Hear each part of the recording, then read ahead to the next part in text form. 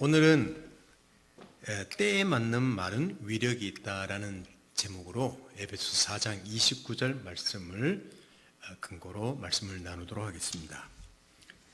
제가 읽어드리겠습니다. 에베소 4장 29절 무릇 더러운 말은 너희 입 밖에도 내지 말고 오직 덕을 세우는 데 소용되는 대로 선한 말을 하여 듣는 자들에게 은혜를 끼치게 하라. 오늘은 특히 격려하는 말에 대해서 이야기하려고 합니다. 요사이 좀 필요를 느낀 것이 있기 때문에 함께 나누려고 합니다. 레리 크랩의 격려를 통한 영적 성장이라는 책을 참고해서 전하도록 하겠습니다. 먼저 말씀드리는 것은 사람의 중요성인데 여러분 교회들이 일을 참 많이 하죠. 예배당이나 프로그램 확장, 또 총동원주일, 수많은 봉사활동, 세계 선교 등 참 교회들이 하는 일이 많습니다. 그런데 혹이는 많은 일 때문에 성도들의 진정한 필요를 채우는 일에 무디어 줄 수도 있다는 사실입니다. 실제로 그런 일이 일어납니다. 교회가 성도들을 위해서 존재해야 되는데 성도들이 교회의 많은 일을 위해서 도구가 될 수 있다는 것이죠.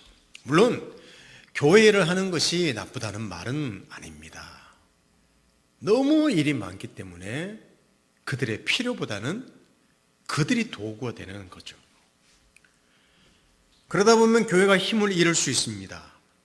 근데 교회가 또 힘을 잃었다고 생각하면 더 많은 일을 행합니다. 더 헌신을 강조하지요. 오래전에 우리나라 그 교회에서 청년 사역을 굉장히 잘했던 서울의 어떤 교회가 있습니다. 이름을 말하면 다 압니다. 지금은 목사님이 바뀌었습니다. 그때 유명했던 한 목사는 이렇게 말했습니다.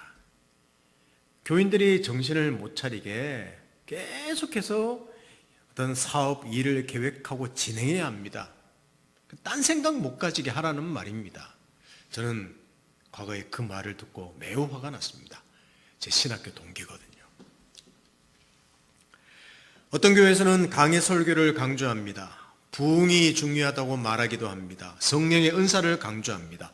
소그룹 활동, 소수의 정예화 등 수많은 전략으로 교회를 이끌려고 합니다. 심지어는 기업의 성장 원리를 도입해서 교회를 탈바꿈하기도 합니다.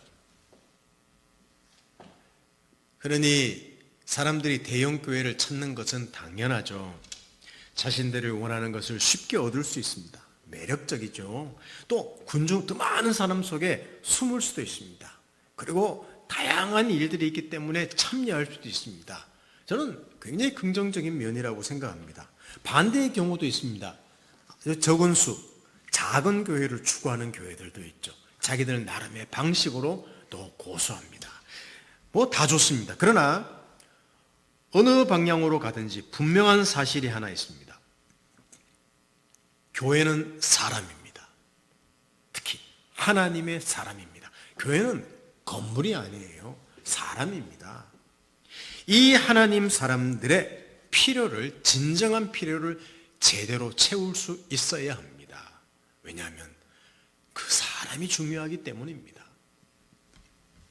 저는 과거에 이 사람들의 필요를 채우는 것이 너무나 중요하다는 사실을 알아서 제자훈련을 시작했습니다.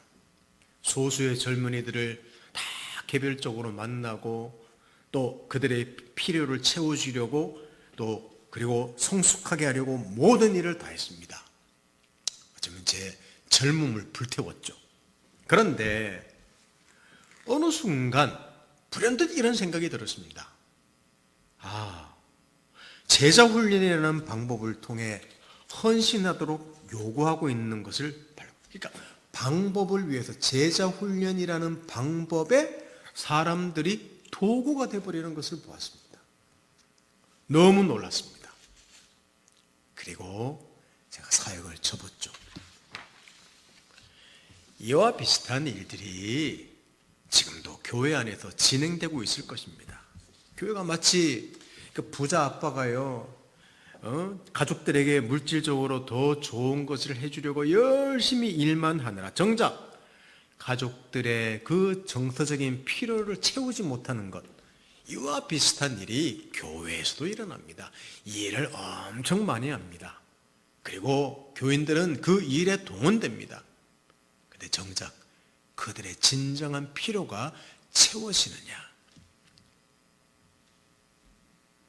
어쩌면 많은 성도들이 허덕일지도 모릅니다. 그렇습니다. 교회는 힘들어하는 성도들을 회복시켜서 평강과 목적이 있는 삶을 살게 하므로 그들을 지켜보는 세상 앞에 하나님의 구원의 능력을 증거하는 사람들로 세워가야 합니다. 그렇습니다. 사람이 중요합니다. 그리고 사람들은 우리가 생각하는 것보다, 그리고 스스로가 생각하는 것보다 훨씬 더 많은 상처를 받고 있고 상처받기 쉽다는 사실도 알아야 됩니다. 그게 우리 인간의 어떤 수준 상태예요. 너무 상처받고 있고 많은 상처를 또 가지고 있습니다. 그걸 드러내지 못합니다. 그래서 교회가 바로 그들을 격려해야 된다는 거죠. 우리가 격려해야 된다는 거죠. 자, 히브리서 성경 한번 봅시다. 히브리서 10장 24, 25절을 한번 읽어보겠습니다. 서로 돌아보아 사랑과 선행을 격려하며 모이기를 피하는 어떤 사람들의 습관과 같이 하지 말고 오직 권하여 그날이 가까움을 볼수록 더욱 그리하자. 많은 사람들이 이것을 모임을 향한, 모여야 한다는 교제의 필요성을 이야기합니다. 맞는 구절입니다. 그런데 중요한 사실은 여기서 모이기를 힘쓰자는 말보다는 모여서 뭐 하느냐? 서로 돌아보아 사랑과 선행을 격려하는 것입니다. 여기 격려한다는 말은 어떤 사람이 주어진 방향으로 갈 수 있도록 그들의 마음을 휘젓고 촉구하고 선동하는 뜻입니다. 그러니까 말로 격려한다는 것은 나란 인생이 그 사람 인생에 합류하는 거예요. 그가 장애물과 피로에 지쳐도 계속 그 길을 갈 수 있도록 격려하는 말을 하는 것이 포함됩니다. 내 인생을 그 인생에 개입시켜 주는 거예요. 함께 해주는 거예요.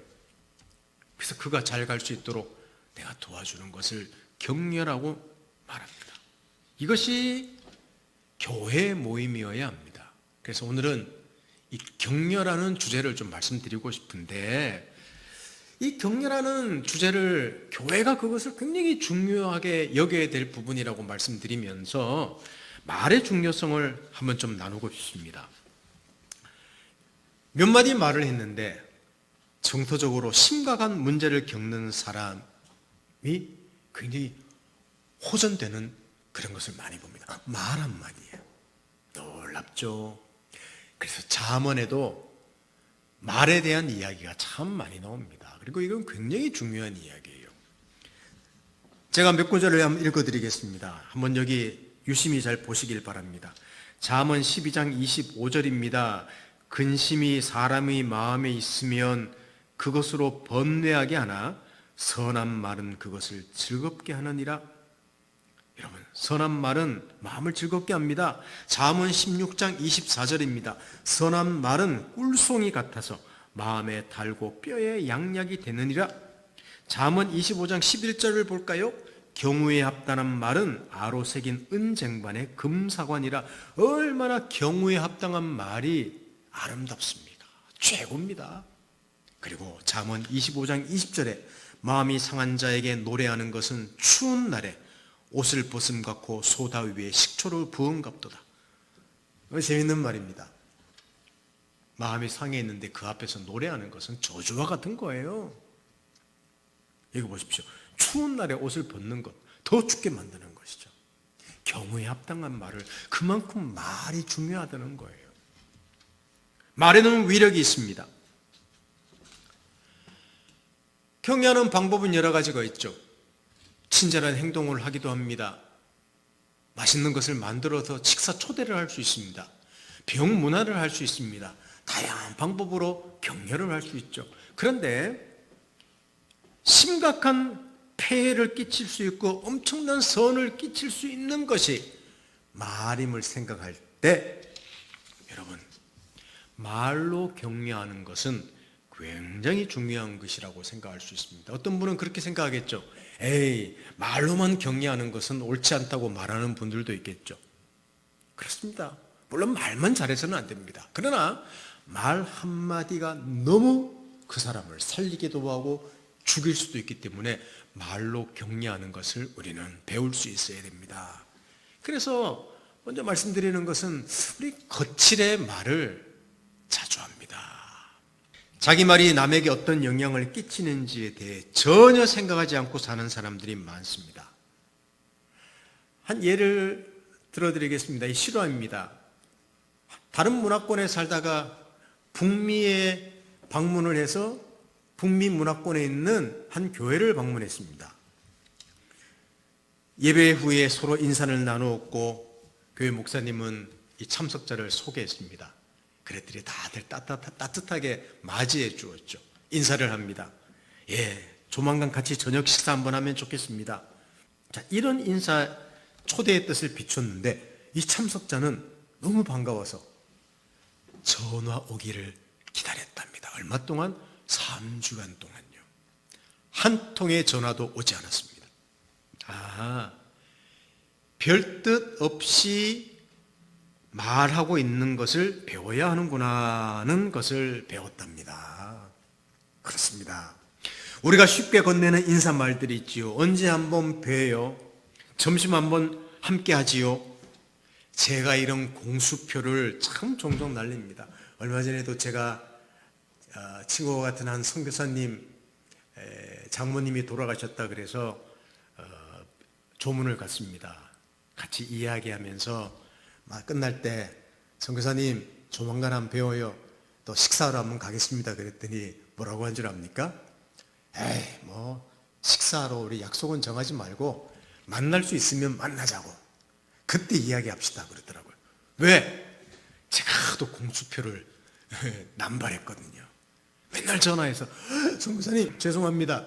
제가 찾아가야 되는데 이번 주 중에 꼭 가겠습니다. 다음 주 중에 꼭 가겠습니다. 밥 한번 사겠습니다. 많이 이야기했습니다. 참 여러분 왜 그런 말을 합니까? 왜 제가 그렇게 우아하게 포장했겠습니까? 제가 친절하게 보이려고 포장했는지도 몰라요. 예의니까. 우리의 사교적인 언어, 사업적인 언어가 실상은 내 어떤 의도와는 전혀 다른 것임을 우리는 알아야 됩니다. 살다 보면 물론 속에 없는 말을 전혀 안 하고 살 수는 없습니다. 네, 중요한 것은 교회에서는 가능한 대로 우리 그런 말을 해서는 안 됩니다. 우리의 대화가 겉으로만 사랑과 관심을 보이는 척하는 공허한 말들로 가득 차 있지 않은지 돌아보아야 할 필요가 있습니다. 물론 사소한 대화, 예의 바른 상냥함 잘못되었다는 말이 아닙니다. 그래서 늘 근엄하고 거룩하게 네 집사님 꼭 중요한 필요한 말만 하라는 건 아니에요. 핵심은 우리의 대화가 성실하냐 성실하지 않느냐, 그것이 중요합니다. 구약의 예레미야 선지자의 말이 있습니다. 당시 종교 지도자들이 하나님 백성의 그 상처를 피상적으로 도왔다는 책망을 예레미야 성경에 기록되어 있습니다. 자, 예레미야 6장 14절을 한번 읽어보겠습니다. 그들이 내 백성의 상처를 가볍게 여기면서 말하기를 평강하다 평강하다 하나 평강이 없도다. 뭐와 같은 줄 압니까? 중환자, 수술이 필요한 중환자에게 아스피린 몇 알과 물을 많이 마시라는 처방을 하는 것과 같은 거예요. 거칠의 말이죠. 성실하지 않은 말이죠. 지나가는 예의로 하는 말이죠. 영적 지도자들이 그랬다는 거예요. 너무 그들은 상처가 있고 찢겨 있고 힘들어하고 그 심령들에게 평강하다 평강하다 아무 문제 없다 아무 문제 없다, 이것은 옳지 않은 그 지도자들의 불성실한 모습입니다. 여러분, 우리가 얼마나 이런 말을 많이 하는지 한번 돌아볼 필요가 있습니다. 우리 교회 안에서는 그런 거칠의 표현보다는 진정한 정직한 우리의 표현을 통하여 그것이 상대방을 격려하는 것임을 꼭 우리는 기억할 필요가 있습니다. 죽이는 말도 있습니다. 거칠의 말도 있지만 죽이는 말도 있다는 겁니다. 말이란 칼과 같다고 말을 합니다. 날성칼인데 그것이 의사의 손에 쥐어들면, 의사가 쥐면 사람을 살리죠. 근데 어린아이가 그 칼을 쥐면요, 상당히 위험할 수 있습니다. 잠언 18장 21절을 읽어보겠습니다. 죽고 사는 것이 혀의 힘에 달렸나니 혀를 쓰기 좋아하는 자는 혀의 열매를 먹으리라. 야, 죽고 사는 게 혀에 달렸다고 합니다. 놀랍죠? 무섭죠?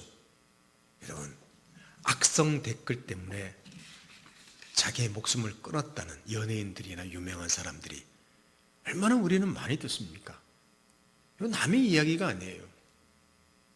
그 여러 명의 그 죽이는 말, 그 말이 제가 만약 그것을 듣는다면 저도 그런 마음을 먹을 때 얼마나 괴롭겠습니까? 한 중손 남성이 만성 우울증으로 정신과 의사를 찾아갔었습니다. 몇몇 의사를 찾아가는데 모두 항우울제를 평생 먹어야 한다고 처방했습니다. 그러다가 상담을 하는 한 상담가를 만났습니다. 그러다가 그의 아버지에 대한 이야기를 하기 시작하게 되었습니다.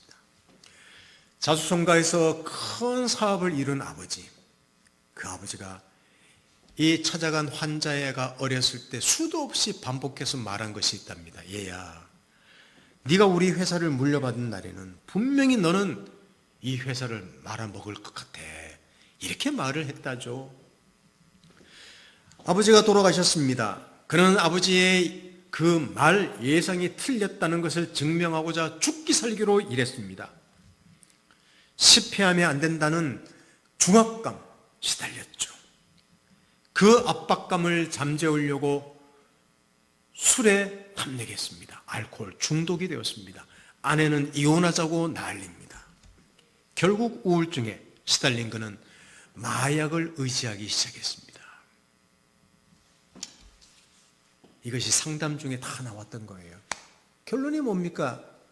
아버지의 그 말 한마디, 얘야, 너는 내 사업을 다 말아먹겠구나. 뭔가 그 아이가 문제가 있을 수도 있겠죠. 부족한 부분도 있을 수 있겠죠. 그 말 한마디가 그의 인생을 처참하게 파괴했습니다. 남의 이야기가 아닙니다. 우리 자신도 그런 상처를 받았을 것이고 또 우리가 남한테 그런 상처를 주었을지도 모릅니다.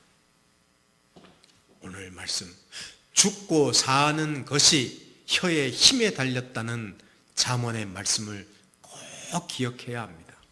툭 뱉은 한마디가 한 사람의 인생을 파괴할 수도 있고 살릴 수도 있음을 명심하고 우리의 말을 정말로 훈련해야 됩니다. 이거 굉장히 중요한 거예요. 저절로 말이 나오는 거 아니에요. 말은 훈련해야 되는 것입니다. 절대로 쉽지 않습니다. 그래서 야고보도 이렇게 말했습니다.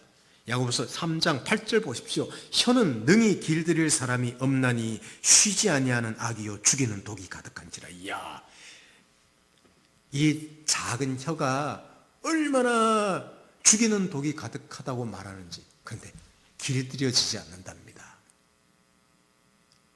시중에 보십시오, 여러분. 서점이나 온라인 서점 같은 데 뒤져보십시오. 말에 대한 책이 무지무지 많습니다. 그만큼 우리의 말이 어렵다는 거예요. 힘들다는 거예요. 훈련하기 힘들다는 거예요. 이렇게 거칠의 말, 죽이는 말, 그것은 사람들을 격려할 수가 없습니다. 사람들을 죽이는 일입니다. 공동체를 세울 수가 없습니다.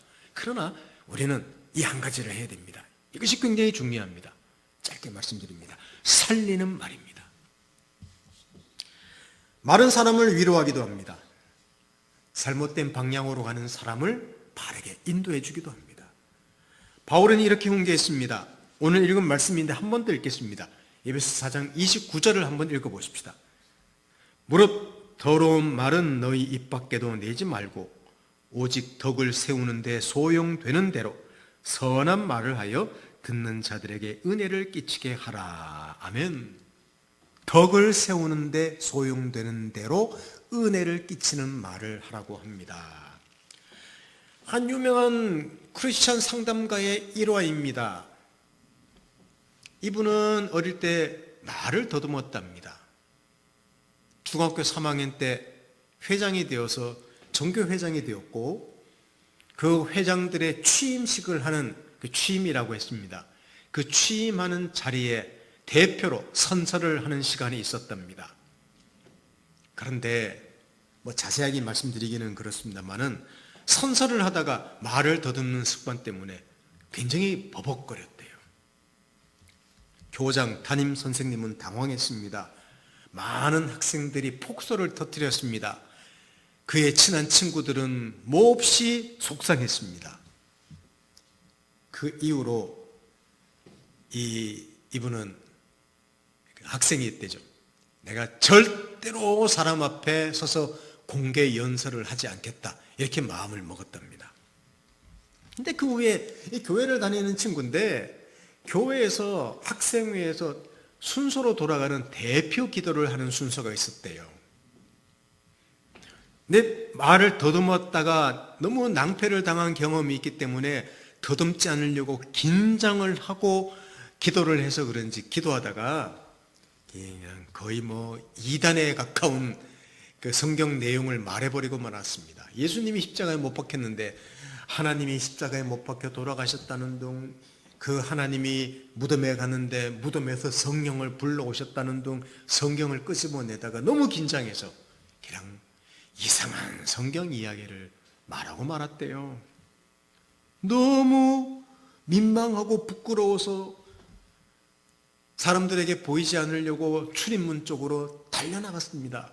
그런데 한 중년의 남성이 이 학생을 어깨를 탁 감싸더니 이렇게 말했답니다.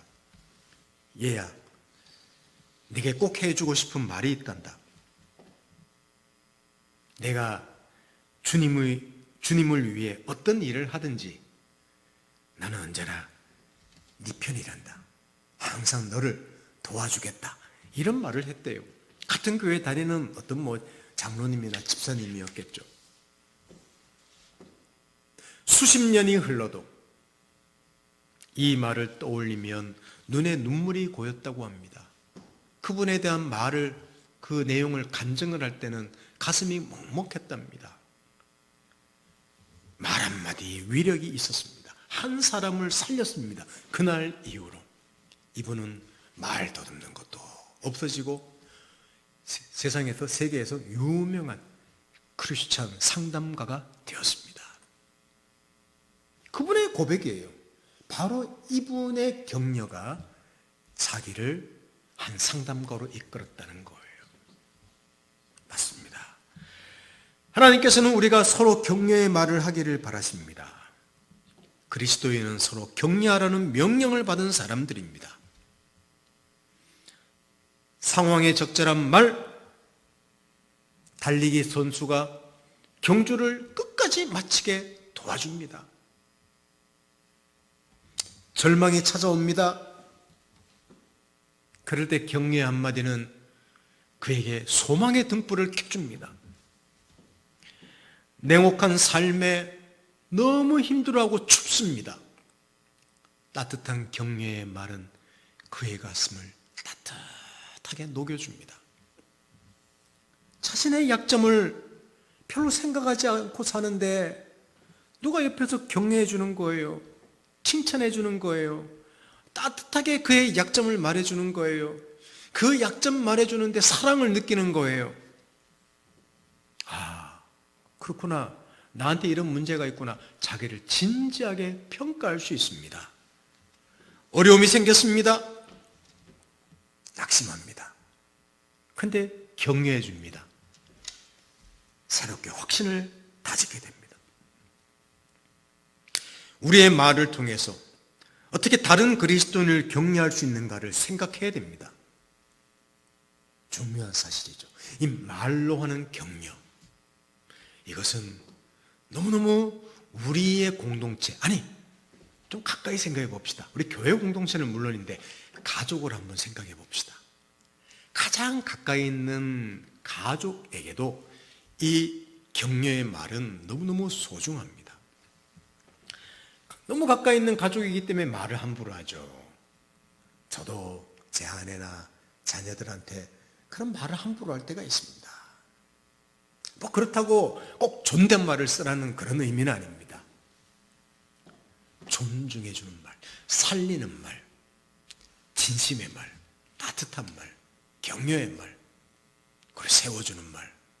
여러분, 이런 말 한마디, 그리고 그 말에서 사랑을 느끼는, 정직함을 느끼는 말 한마디에 혹시 그런 책망이 있을지라도 그것은 격려가 될 수 있습니다.